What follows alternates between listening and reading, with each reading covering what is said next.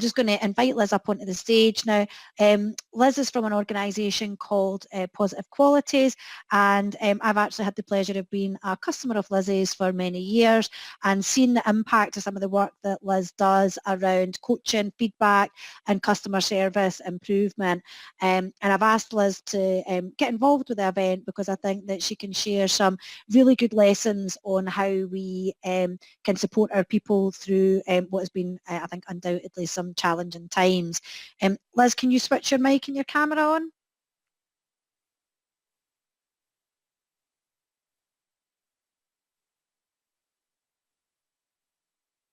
Okay.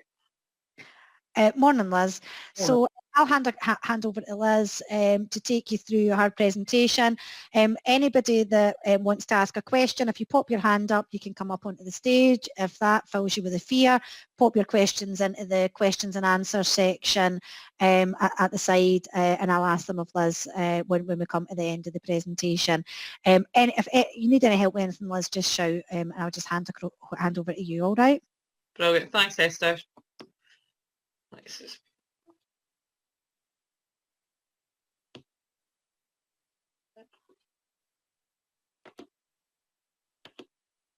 Oops.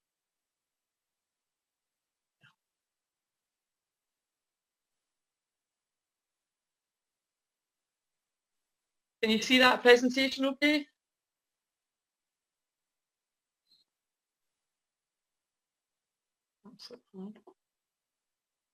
So good morning, everybody. As Esther says... sorry, you just need to go into present mode. So if you just go up to slideshow. Oh, sorry. There we go. Oh. Is that it? That's you. Brilliant. Thanks, Esther. So good morning, everybody, and welcome to Making Blended Working. And it's all about really maybe sharing some of the things that I've learned over the past 9 months. And when you say 9 months, you just think, geez, this is such a long time. So one of the things that really cropped up a lot is all about the isolation and online fatigue. So let me just explain how this happens. So when we're normally talking to people face to face, we look at verbal cues. So we're looking at the way people say things, their tone, and then we look at the non-verbal, we'll have a look at body language. But when you're online, you're overusing your brain, because what happens is you start really looking at all the faces, and it's almost like overload, and the brain has to work really hard because you're looking for signs to make sure your message is getting through, you're looking for signs to make sure people understand what you're saying, or are they on your side?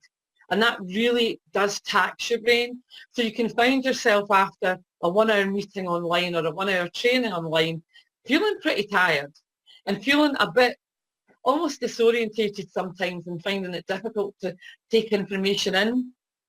You know, we kind of laugh about it sometimes because I think Zoom, it was kind of put out as Zoom fatigue, but it isn't just Zoom, it's everything.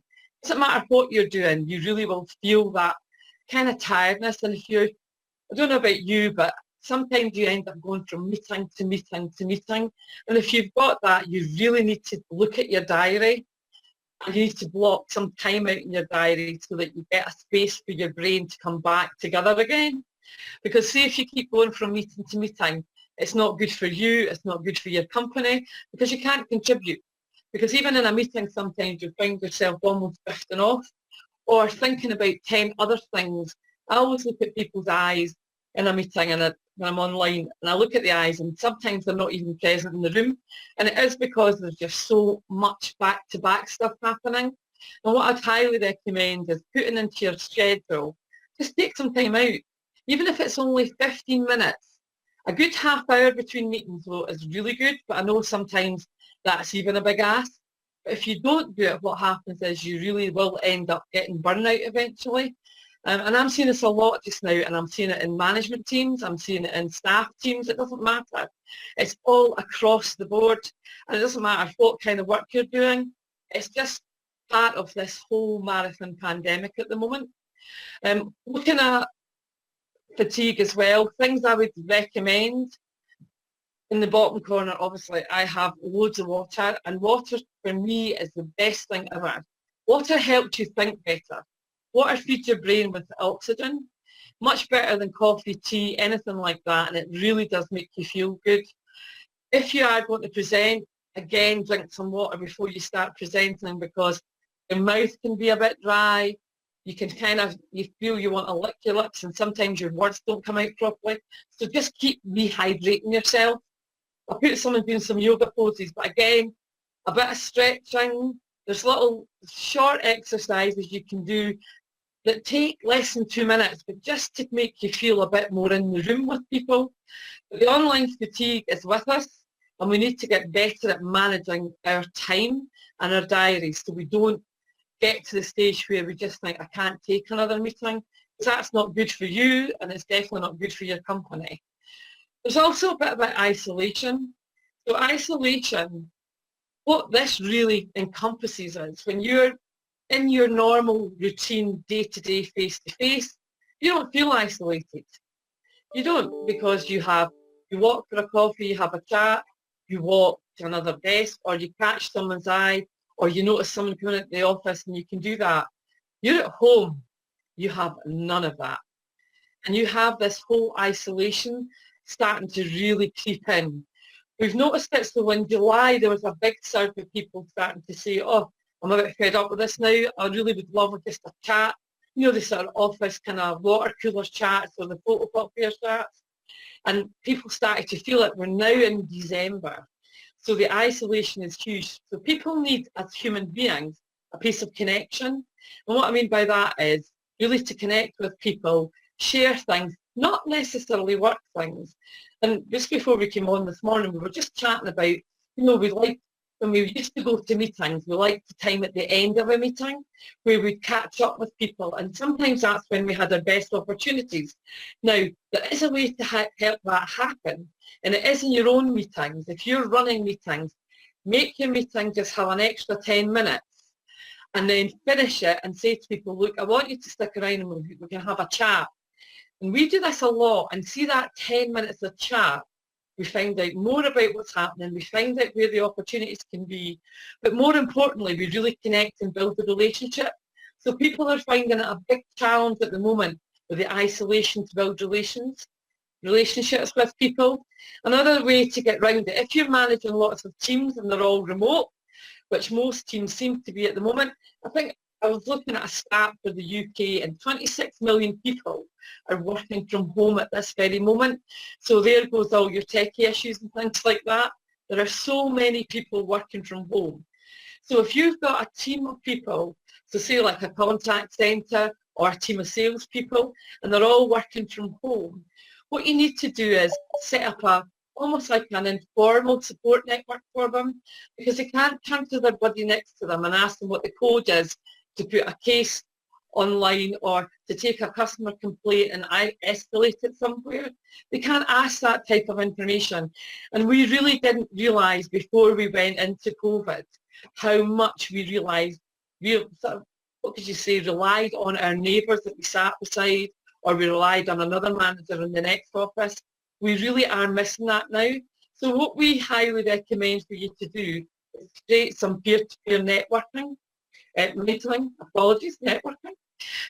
So peer-to-peer mentoring, and what I mean by that is giving them 10 minutes to meet one or two people together. So like two people, two or three, maybe three at the most, but if you can buddy them up with someone, get a relationship together, get them to do a bit of a contract about how they're going to support each other. And this is where it takes it away from the manager, because the manager as a mentor comes with a whole lot of baggage and a big agenda. And sometimes when you want to just sit, having 10 minutes talking to someone, you want to be able to offload. And to offload to your manager all the time, it maybe doesn't leave you in the best light. So doing it peer-to-peer is definitely the way to go. And using peer-to-peer mentoring is really saving people from having burnout, saving people from feeling this isolation, and also realising there's a lot of me toos. And what I mean by me toos are we've got stuff in common. The human race loves to have commonality. So by doing peer-to-peer mentoring with staff within your organisation, and really be sensible in how you buddy them up. Make sure you don't put people they can't stand together. And if you're a really good manager or leader, you will know the types of people and who gets on with whom. And also, sometimes it's good for people then to build the relationships, because some people have joined. My son joined his new company on the 12th of April. He has never been in the office. He has been told he won't go back to the office to June 2021. So actually having peer-to-peer mentoring has been valuable for him, because he said, I've met so many people and I've made so many great relationships that I know I can call on certain people to do things. I know I can check things out with people. So he's probably the only person I know very closely who's went on to join a brand new company and still there and loving it. He's had such a great time. It's been a very positive experience for him. So also something when you're feeling a bit fatigued, or even just all this online stuff, as we would call it, the biggest piece is mindset. And what I mean by mindset is you need to sort your head out. It's as simple as that. I'm known for being very direct. But what I mean by sorting your head out, you need to really focus for your week or your day. You need to have a routine. Now, depending on your work title or what you do, you will have a basic routine there. But now you're working from home, there's so many more things pulling on your time, especially if you're a parent, or especially if husband and wife are at home together. I know my husband's in the business with me and we're together. At the moment he's on furlough, so I don't have the same issues that some people are having. But there are some people who are having real issues because, wait a minute, which parent takes the lead in the pecking order when it comes to back-to-back meetings for quiet and peace? Who can look after the toddlers? Who can look after the kids? So there's a lot of that going on. So I would suggest really getting together with your partner and setting out a real structure of how you're going to manage it. And this will change from day to day, from week to week. But let's be honest, let's get this down so you can really work together and support each other, because there's nothing worse than feeling that you have to do something that you don't want to do because you're letting your partner do something because they think it's more important. So this is really setting out your relationship strategy as well. More about that on another webinar. But setting up your routine is really, really key, because if you don't have a structure, your mind wanders, you get tireder, you'll really lose focus, and then you start suffering from overwhelm. Now, I'm dealing with a lot of leaders in different organisations at the moment, and the amount of people having overwhelm, and also once you get overwhelmed, you start to have, you doubt whether you're capable of doing things, you have self-doubt, you also, females have a thing called imposter syndrome, but so do my male leaders have imposter syndrome. So by setting up your routine and your structure, it helps you manage your mind. Also have a few go-to strategies that can help you. I'm a big believer in setting your intention before you start in the day.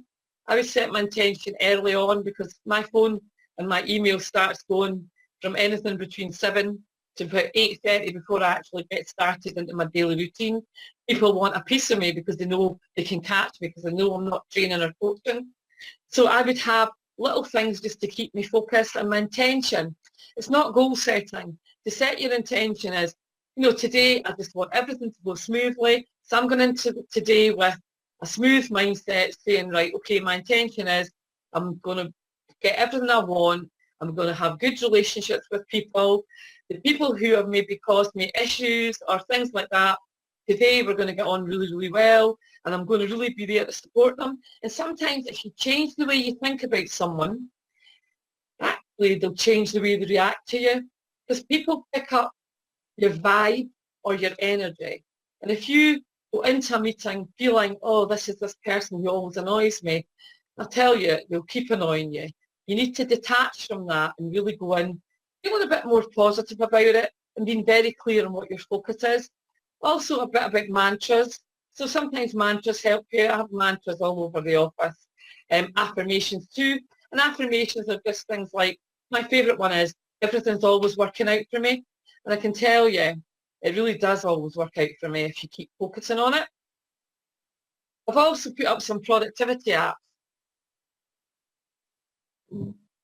When you're working, if you're working on projects, if you're working on, say, a digital project, you've got a deadline and you're struggling to get things done, here's a couple of little techniques that really help. One's called the Pomodoro technique and one is called the Forest Chrome extension. The Pomodoro technique is fab because what it does is it puts your life into 25-minute sections, which is one Pomodoro, and it's named after, I don't know if your mum had one of these tomatoes or apples in the kitchen and you used to turn it around to cook a boiled egg or cook something. It's all about that, and it's setting a timer on your phone for 25 minutes, which is one Pomodoro, and then taking a short break. If you do that when you've got a very pressured task, what it does is it lets you then start managing your workload easier. And 25 minutes isn't a long time, but it's long enough for you to get some headway in a task. Take a short break, then go back on. And then I would highly recommend after doing 4 25-minute slots, take a slightly longer break. Now, I'm a great believer if you can take anything up to about 15 to 20 minutes, then your head gets time to really take what you're doing, maybe help you work out the issues. You might even see the problem a little bit differently. And when you're doing a break, go out, have a quick walk. And the fact is we're all at home, so just take a walk along your street. You'll see lots of other people working from home having a walk. You won't be alone, but at least it gets you outside and getting some fresh air. Where the biggest thing during this marathon pandemic is we really lose the vitamin D because we're not going out enough. So by taking a walk outside, even if it's cloudy, there's still some vitamin D coming through, and it helps your immune system, which then helps your brain, which then helps you function better as a human being. So taking a break is good. Sometimes I'd also take a break and watch a TED Talk. I don't know if you use TED Talks. Very inspirational. They really help my creativity. And also, we should always be learning. And when you're in a massive project, sometimes watching a TED Talk on some of the subjects that you're dealing with can really get you that aha moment that takes you forward. Forest Chrome extension, this is if you're a real phone addict, phone or email addict. Switch your notifications off, go to Forest Chrome extension and really put that on your laptop and then plant your seed. It takes 30 minutes.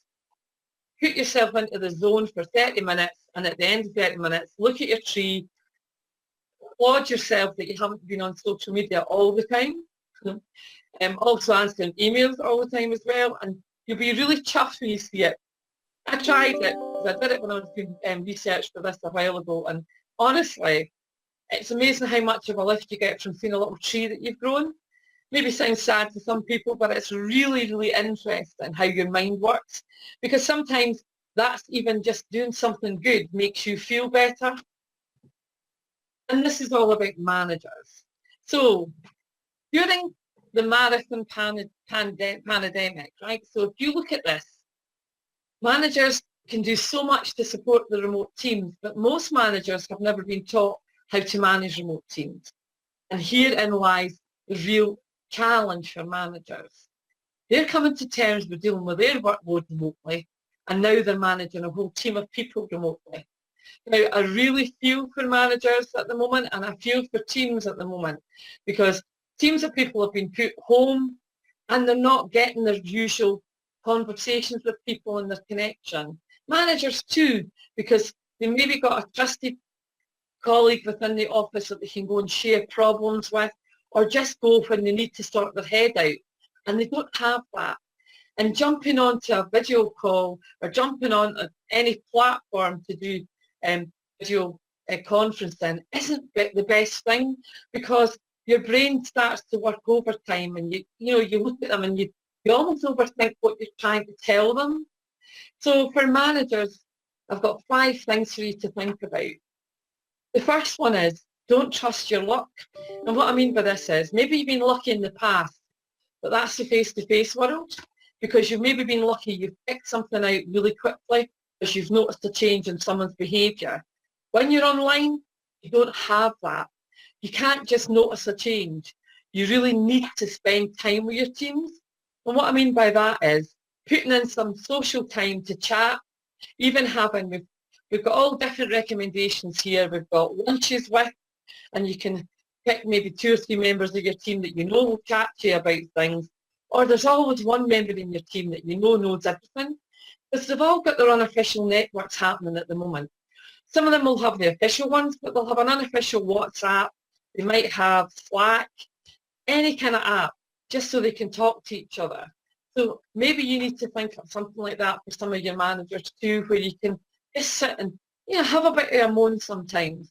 But please don't trust luck and don't avoid things. Coming across a lot at the moment about people avoiding maybe doing something, and it's not even, they don't even realise they're doing it, and it is because we're in this online world that we're not used to. And even after 9 months, we're still not learning the lessons because sometimes we're just learning to survive. I was hoping by now most people would be thriving. And it just depends the type of role you have, also the type of company. Also, if you're private sector or public sector, it can mean a massive difference to you.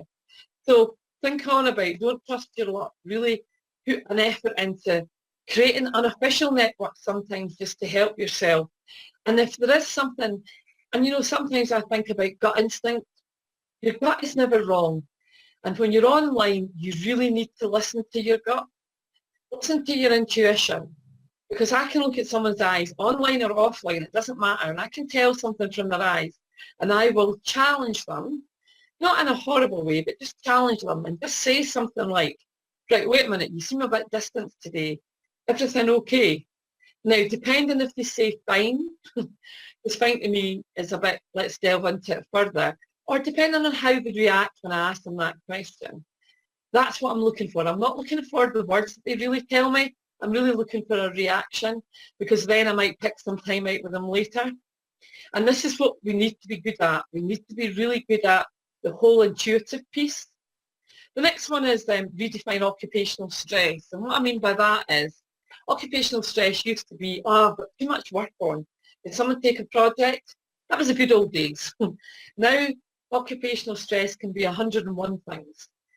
We are now looking at our workload at home, using equipment that maybe isn't fit for purpose.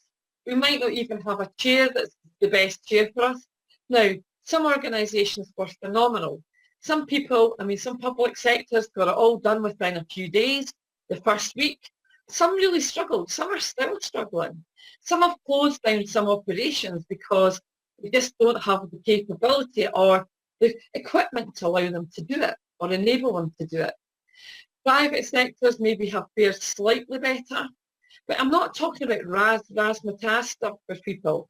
I'm talking about just making sure that they've got the kit that they need to do their job, but also we need to understand what are their occupational stresses. And what I mean by that is, are they looking after children? Are they doing homeschooling? Are they a carer? All of a sudden, all of this comes into how we manage people. It's no longer, well, that's a personal thing at home. Now we have kind of really blurred lines because we need to take that into consideration. Redefining occupational stress is all about that. We really need to learn to process the non-verbal cues that people are telling us without telling us. And we need to look at all the pressures people are facing. I'll give you an example. I was having a chat with one of the members of my team, and I knew there was something off. So I said, tell you what, we'll have a chat. We'll go out and do one of our walks, and we'll have a chat while we're doing our walk. We do net walking. We go out for half an hour, and we maybe do a chat that way, and we bounce ideas, and it's absolutely fab because there's no agenda. We just go out and start chatting. I wanted to chat to because I knew there was something bugging her, and I said, right, maybe it's just the two of us. What's happening? There's something happening because you really feel, for me, you seem you're a bit on edge. And she told me about an issue she was having with a power supplier, demanding lots of money from her because they hadn't had meter reading for 2 or 3 years. Now, it might seem superficial to some people, but actually I knew if we couldn't do something to help her, she would not be able to function as a trainer. So we had a quick chat about it. I referred her to an organisation that I knew could help her. And I said, look, keep me posted because I'm really keen to help. And if it means that maybe we need to advance money to you, we'll do it. But let's just chat about it all. But I'm hoping you'll solve it. But anyway, we kept chatting over a period of 3, 4, 5, 6 weeks it took. But at the end of 6 weeks, she actually sent me a message at 7:30 in the morning to tell me, problem solved, everything's been dealt with, I owe them nothing, they're actually giving me compensation now. And it was just, what a great news story. And that was me redefining my occupational stress. Because I noticed, I challenged her, we chatted it, I put her into a signpost to get something done about it. Now I know she will really do what I would call discretionary effort for me. Now I didn't do it because of that. I did it because I wanted to really help, because I know how challenging it is. And also you might have people who came to work to meet people and now they're at home and they're on their own. They're people who you really need to reach out to and see what you can do to maybe help create the support network better for them. Allocating time off is my next one. Before we'd be saying to people, okay, so where you go on your holidays, make sure you put your holidays in. We are suffering an epidemic of people not taking time off at the moment. And I mean epidemic. People are either scared to take time off or they don't want to use their time off because there's no place they can go. And it's a major issue because by not taking the time off, we have real danger that people will have more burnout, will have more people off with stress. So allocating time off is not saying, okay, so I need you to take next week off. It's not that. It's really having a proper chat and looking at your time off this year, look at your calendar year, the way you manage your time off. Now, whether it's an HR role that does this or whether you do it with your team, I would highly recommend having a chat about it with your team and then engaging the necessary departments if you're large enough. But really sort this out and say to people it's okay to take time off. There's a really good story going around just now. It's resurrected from 2014.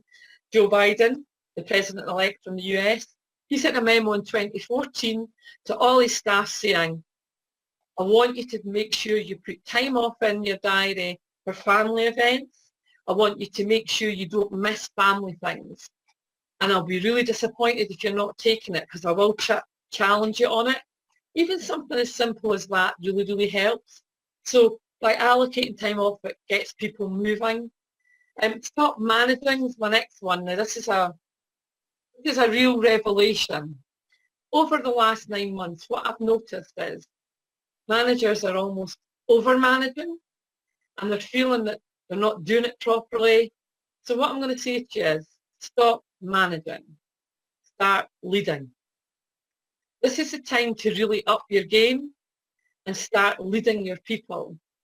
Give them the direction where you're going, share your vision, and then let them get on with it.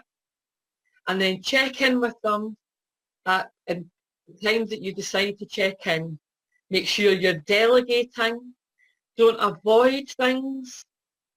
The end of my lesson. It really is stop managing and start leading. Because the more you lead, the better results you're going to get and the better you're going to be as a person because you will have headspace to deal with other things. Next one is model vulnerability and really just share, it's all about boundaries. But, when you want people to do things just now, some people, when you look at them, you think you don't even have an extra ounce that you can give to people. So by modeling vulnerability, and what I mean by it is sharing your stories, by sharing, I've struggled with that in the past, this is what I've done to help myself, or, I'm struggling with this, so let's share it and see if we can come up with an idea. It's not wrong for any managers, leaders, even CEOs to say that. It's not wrong. Just share your story because sometimes a story helps people see how they can get better at something. And the last one is recognition and reward to help promote team motivation. And I've got quizzes. People are fed up with quizzes. I've just put the memo out. really rethink how you're going to do reward and recognition. A really good one is by giving people a few hours off or telling someone, see, after this meeting, I want you just to go home, detach yourself from your online office, go home and spend some time with your kids. Or I tell you what, have some time Christmas shopping. Do things that mean something to someone. You can do some social stuff. There's a huge list. If you want to get more information, get in touch with me because I've got a massive list of stuff you can do. But really think about it. Also, show appreciation by saying the words because sometimes we're so busy moving from one thing to the next. We've got so many deadlines for our projects that we forget to just take a few seconds to catch people doing things right. And see by appreciation and showing them, that was phenomenal. That just, you could dine out for the whole week on it. So highly recommend something like that. Work from home playlist, get your go-to tunes. We have them as a team, we'll share our playlist and it's great when you, especially if you're doing research and you're having to write reports, get some tunes that you like. Make sure your home office is your home office and you can shut it. And what I mean by that is, can you close it away, stick it under a cupboard, stick it in a cupboard, or even if it's just put your laptop in a briefcase, if it's in your bedroom, if it's in your kitchen, you do something to take away from being open or on all the time. The 24/7 life is with us at the moment, and we really need to look as leaders and managers to say to people, look, our working day is this bit, I don't want you working outside it. I really don't, because you're helping them manage their own mental health and well-being, but you're also helping your own because you're the role model and you could really have a good think about that. Some real-time stories, I don't have any time to share right at this moment because I'm very conscious of my time. I have a minute left. So what I'd like to say is everybody works differently. And that's a big key to all of this because some people work well at like having no management input at all. You know, they can just give them a high level overview, they can go for it. Other people need little bite-sized pieces. You know your people, and if you don't know your people, get to know them. This has been 9 months to really build strong relationships with your team because this is when they really need everybody. We need our team to really produce what we need them to do, produce the products, and get us where we need to be. Now, productivity in a lot of organisations has risen during this time. Are you one of those organisations? That's a question I would ask.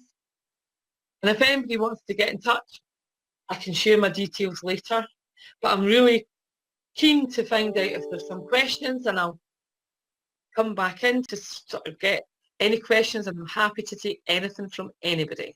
So questions, Liz, but like you, I'm really conscious of time. So just very quickly, the peer-to-peer mentoring suggestion I think is a really good one, and I think particularly at a time where managers are overloaded as well, it's quite good to have that network.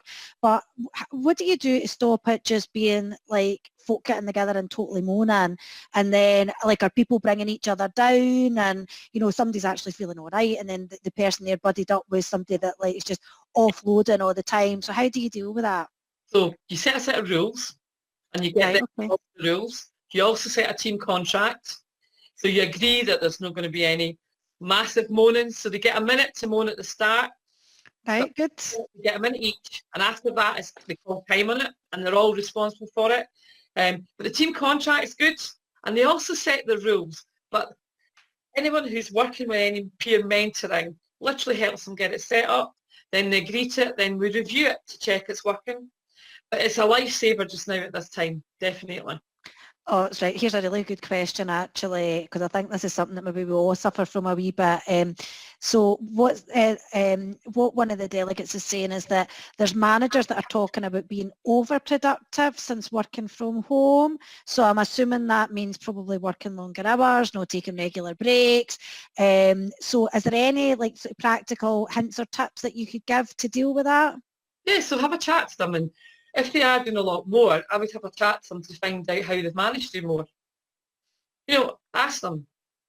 And then they'll then get the conversation going because then you'll find out, well, actually what I did was I got right into the zone, but wait a minute, so what about this? How's Christmas coming? And mix a bit of the personal and the work side in it. How are you getting organised? and then you'll get to the reason maybe why they're doing it. Because some people, and a lot of managers are coming back to me just now and saying, well, actually, I'm trying to shine just now because I want them to know that I'm really on my game. And I'm going, well, wait a minute, just do your job. You don't need to do extra. No one's expecting you to do extra just now. So it's a bit about having a mixture of conversations, but having that piece of checking with them. Wait a minute, so before this is how they did it, but I wouldn't be going like, wait a minute, see before you didn't do that much, but now you're doing loads. It's not that. It's saying, wait a minute, you've managed to add in like 2 extra projects this week. Can you just share how you've done that? And then you'll get to it. So actually this is another really good one, and this came up yesterday. So I think probably what happened at the beginning of the pandemic was folks thought, right, we're in this crisis, so I'm going to like work at like a million miles an hour to get us through. And then of course what's happened is it's went on for absolutely ages. Yeah. So what one of the delegates is asking is, are people feeling guilty? Is there a guiltiness there because we're working in a crisis and I need to be doing my all, particularly in the public sector? You know, some of these staff are really on the front line or are working in jobs that maybe aren't their normal jobs. I just don't know if I know that you've been engaging with some of the public sector organisations, as if you've got a feel for if people are maybe taking this personal responsibility thing a bit far. I think it comes from, so I would put it down, it has to come from managers. Yep. And what I mean by that is managers need to make their teams know guilt is not what we're asking for at the moment. We're asking people to do the best job that they can do. We know there'll be mistakes, and it's not about blaming people. We need to really avoid picking people out and blaming people for things that are going wrong. We need to look at, kind of like, and if you're doing any projects, digital agile projects, usually we do a pre-mortem before we launch anything. We need to learn to do that. And the pre-mortem is looking at everything that we're going to put into this project. So what are all the things that can go wrong? How can we mitigate this? We need to, as managers, look at that. And maybe we're not trained to do that. So if we can't do it that way, look at the post-mortem. If something hasn't gone right, and say like, I don't know, like something was put in place, it wasn't put out properly or launched properly, and we're getting a backlash, say on the telephones, we need to look at what went wrong, not who did it. It's not about blaming people. It's looking what went wrong and what can we do to change it for next time. And it's lessons learned all the way. So one very final question, Liz, because I'm just really conscious of time, but quite a controversial one, but interesting. How do you manage your manager, so up the way, if they keep putting in last minute calls in the diary, particularly over lunch or during personal time? Right, so what I would say to anybody got that, use complaints to requests instead of having a moan about it to them, or instead of maybe going in all guns blazing. I would just say, look, my request to you is, when you put these extra meetings into my diary, could you please have a chat with me first? Because I'm starting to find I'm losing the extra time that I put in to help some of my team. Whatever it is that you're losing because of putting extra thing in, just come and have a conversation and be honest and say, wait a minute, by you doing this, the impact to me is that. And you just make sure you give me a heads up first. And by doing that, it should keep a nice relationship, because sometimes managers don't think, they see a space in the diary and they'll just go, all right, I'll take that space. But actually you've kept a space for a particular reason. So have an honest conversation. And the other thing as well that I would do is I would book the time out. So if you want the time out for exercising or for lunch or whatever, I would book that time out every day so that you've got that time, because what's happening at the moment is any minute that you've got in your diary, folk are putting Teams calls in like back to back. Right. Thanks very much, Liz. The one other thing that people have asked for is some examples of organisations that are doing this well, but maybe if you had some examples, maybe we could add them onto the bottom of your slides and folk could get in touch if they were wanting any more detail. But thanks very much. Always some great hints and tips.